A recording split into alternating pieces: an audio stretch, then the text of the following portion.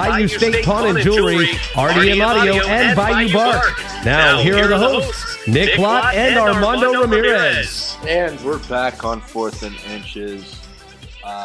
Coming back after that break, looking at the preseason power rankings on ESPN.com that we forgot to get to because they were not up on Wednesday.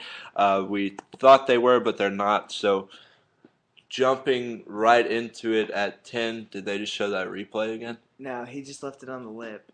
Oh, good. Like he left it right on the lip. Oh, all right. But going in at number 10, South Carolina, the Gamecocks have taken major steps each of the past 2 seasons, winning 11 games for the first time in school history in 2011 and making their first appearance in the SEC championship in 2010. So nothing but great expectations for head coach Steve Spurrier, as Connor Shaw ended the last season as saying it was his best season to be involved with football. Marcus Lattimore returns at running back. He's real high up on my Heisman list. I really like what Lattimore brings to South Carolina's offense, and Spurrier's a great head coach. He's demonstrated that with Florida and demonstrated some success as well in South Carolina. Yeah, Steve Spurrier is one of the really good coaches, maybe one of the greatest coaches to ever coach college football. He is a legend, and he is taking these South Carolina Gamecocks into the SEC, and he has done very well with them in the SEC.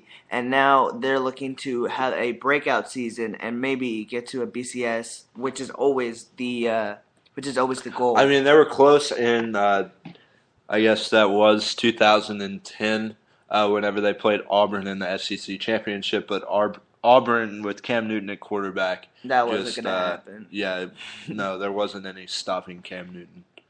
Not back then. But coming in at 9, West Virginia, I really don't like this just because I still think everybody's so high on West Virginia. What are you talking about, Willis? Because, I mean, yes, Geno Smith is very good, and Dana Holgorsen just signed a huge extension to his contract. He will be the head coach there for at least 6 more years, assuming all goes well. And, I mean, moving to the Big 12, definitely going to get some better competition than they had in the Big East as far as them being conference champions in their first season in the Big 12. I don't really like that prediction either. Exactly. I think they're a little overhyped. I think at 9 is a little high to have West Virginia.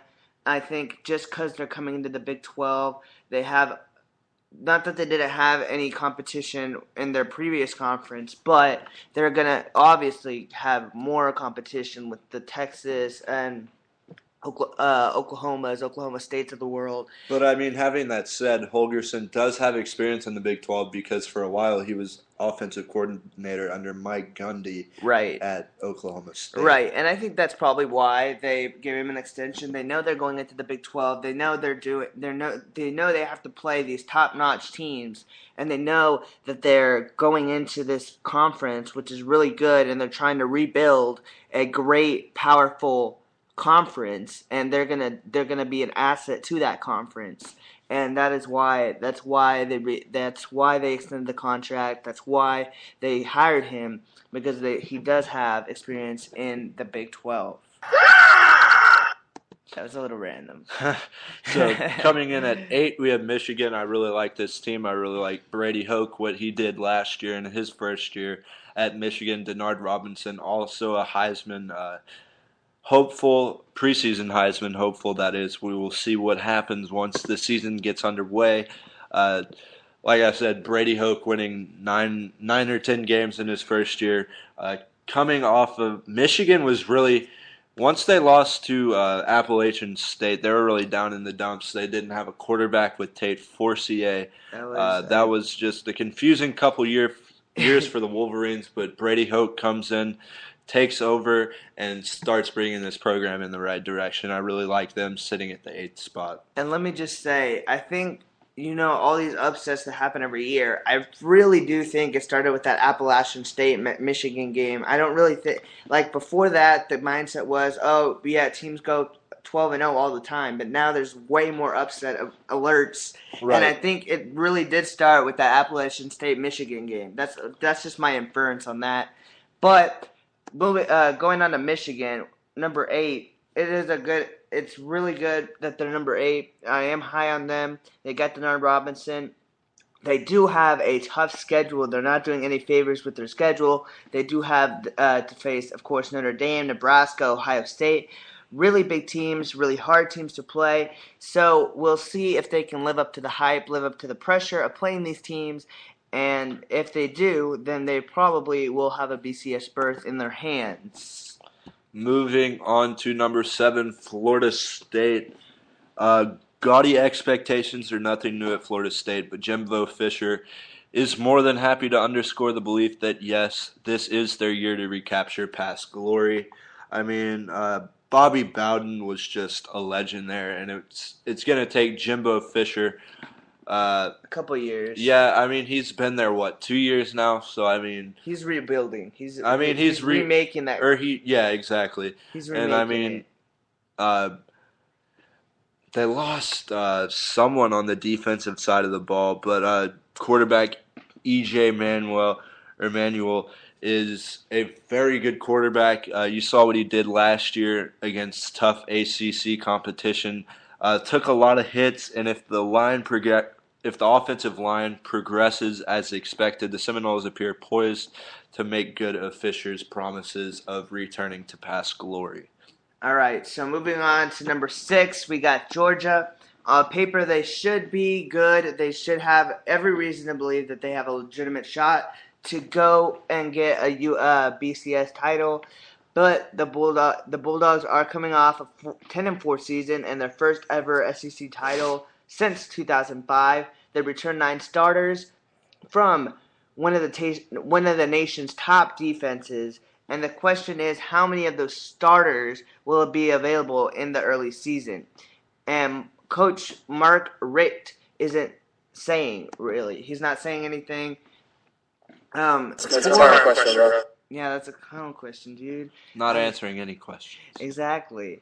But one thing I really don't like about Georgia, or one thing that kind of hurts them going into this season, is losing their star running back. Kind of like Tyrann Mathieu at LSU, violated team rules, kicked off the team, and has transferred to some school in Alabama. Yeah, and I mean, that's going to be a big loss for them, and it's going to be a big loss. And just like Tyrann, you got to follow the rules, man. You got to do what you got to do, and that's whatever you're doing wrong, you can't do it.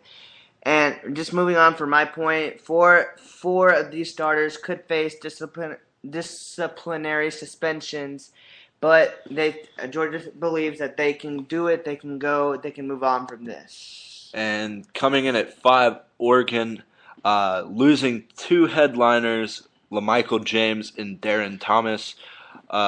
James was often spectacular, experienced backup. Kenyon Barner is a proven commodity, and everyone saw what DeAnthony Thomas do with that long run in the Rose Bowl. Oh my God, that is way left by Keegan Bradley. But you see what the wind does at Kiowa Island. Just took that shot way left. But I really like Oregon. One of the teams that runs a very fast-paced offense, kind of run-and-gun type offense. It's going to see what they do with a new quarterback in there with Darren Thomas gone. DeAnthony Thomas, one of the fastest guys. Oh, Rory just missed a birdie on, I think that's 13. Yeah, that's 13. Yeah. I actually birdied that hole when I played there, so I beat you. But no. I mean, they're playing in far tougher conditions than I played in, but that's beside the point. Getting back to Oregon. I guess that's one of the... No, that was 12. Just kidding. That wasn't 13. So maybe he will birdie 13.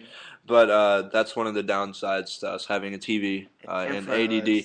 But, yeah, it's going to be interesting to see what they do with the new quarterback coming in. DeAnthony Thomas is a proven weapon in the backfield. Yep. So... Getting on track here, you can see we have a TV in front of us, so we're getting a little off track here, but whatever. Number 4 is Oklahoma OU Boomer Sooner. They were number 1 last year. They opened up on the preseason poll number 1 last year. Then they lost their running back, Dominic Whaley. He broke his ankle. Oh no! Ryan Broyles tore his knee. Oh no! And they lost a lot of people. You get nothing! You lose! Good day, sir! And, of course, Landry Jones, he decided to come back for 1 more year. Very important to that offense. Bob Stoops brought his brother Mike back to try and get this defense. Oh, yeah, because he got fired at Arizona. State. Arizona. It was Arizona. Okay, Arizona. I can never tell the difference, but whatever. So, he got fired from Arizona, so he brings back his brother to try and get this defense back to where it should be. They've been outside the top 50 for the past 2 seasons. They need to work on that. And, of course, their offense is what's going to drive them. Their offense is what's going to try and win them this national championship. On the 3, Alabama, A.J. McCarron proved himself in the national championship game. Really grew into his own. I remember saying, A.J. McCarron's not going to be able to handle this pressure that the LSU defense is going to put on him. As a result, they ran a lot of play action, confused the LSU defense, went on to win the national championship, 21-0, and A.J. McCarron was a big part of that. He returns as the starter. Alabama losing a bunch on defense, but Nick Saban is a great recruiter, and you see what he can bring. Landon Collins, number 1 recruit in the nation, going in, no word yet whether he's starting or not, but he is going to be a force to be reckoned with in a year or so. Exactly, and Alabama is always a force to be reckoned with because they have one of the best coaches in the country with Nick Saban. And, that recruit is he was very highly recruited. He's actually from Louisiana, and his mom was actually very upset that he didn't choose LSU. But when you have a chance to win a national championship, I guess he wanted to go to where he thought he can have a better chance at that. Now, we're going to move on to number 2. I'm going to throw that over to you, and I'll do number 1. Go ahead. All right, LSU, obviously, as of today, losing Tyrann Mathieu. He's actually not even in this update that ESPN has, but 4 defensive starters, including Sam Montgomery, are projected first-round draft picks. That was probably Tyrann Mathieu thrown in there, so going to knock that number down to 3. There's, however, a lingering question. After last season's 21-0 loss in the BCS title game against Alabama, will this team generate the passing offense to beat an elite defense? That's a fun question, bro. I mean, looking at what Zach Mettenberger will bring to the offense, I mean, he has a cannon. He proved it in times that he got into the games last year. Definitely an upgrade from Jordan Jefferson's decision-making on and off the field, not getting into any trouble. And that's really been a thorn in LSU's side. I mean, you saw what happened last offseason with Jordan Jefferson and being suspended. And at that point in time, I quite honestly thought LSU was kind of screwed themselves out of a national championship, but Jarrett Lee stepped in there, and then there was the whole big deal with him not playing in the national championship, Les Miles not putting him in, all that hoopla. But Zach Mettenberger brings great things to the offense. LSU, even with Tyrann Mathieu, will have a very solid defense, and I think it's going to come down to that game on November 3rd at home against the Crimson Tide.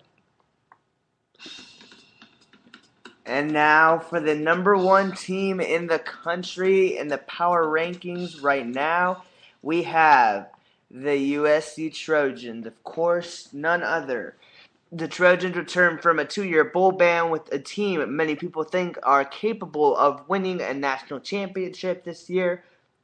Of course, Matt Barkley did decide to come back next season. He did do a big press conference for his fans at USC, for his fellow students, and he was applauded for it. He was probably going to be the number 1 pick in the draft, in the NFL draft, but he wanted to come back to school. He wanted to try and get a national championship under his belt. And of course, the Penn State running back Silas Reed, the recent transfer, is going to be a very, very big part in this offense.